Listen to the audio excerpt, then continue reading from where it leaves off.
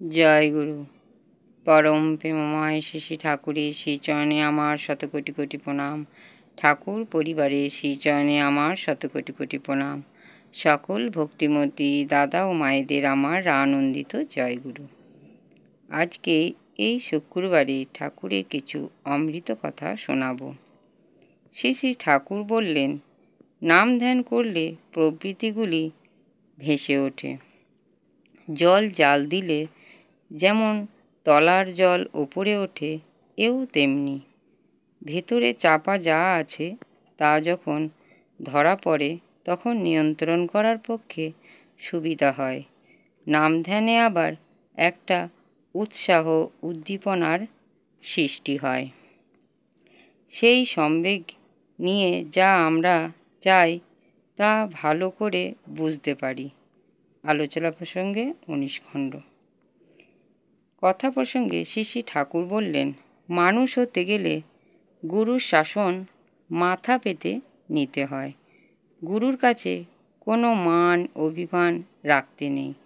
তার বিধিবিধান ও আদেশ যতই কঠোর হোক না কেন, তা প্রীতিপূর্ণ নিষ্ঠা সহকারে পালন করতে গিয়ে প্রবৃত্তিগুলি কাবেজে আসে।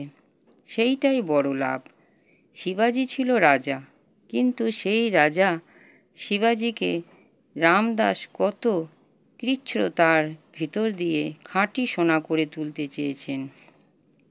শুনেছি তিনি নাকি বলতেন, আমি ওকে এমন করে তুলতে চাই যাতে আমার অবর্তমানে ওর আওতায় একটা পিঁপড়েও কষ্ট না পায়।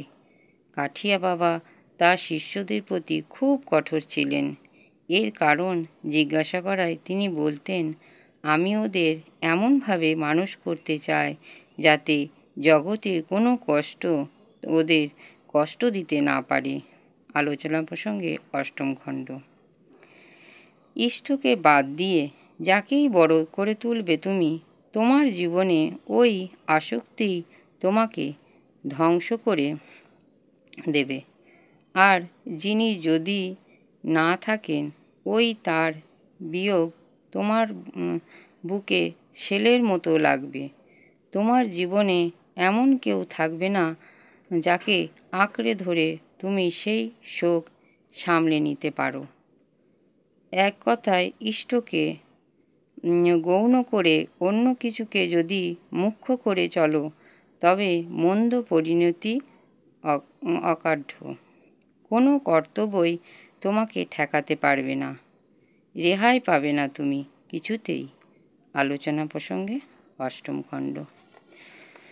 ভিডিওটি ভালো লাগলে একটি সাবস্ক্রাইব করে, লাইক ও কমেন্ট শেয়ার করে আমাকে পরের ভিডিওটি করতে উৎসাহিত করবেন।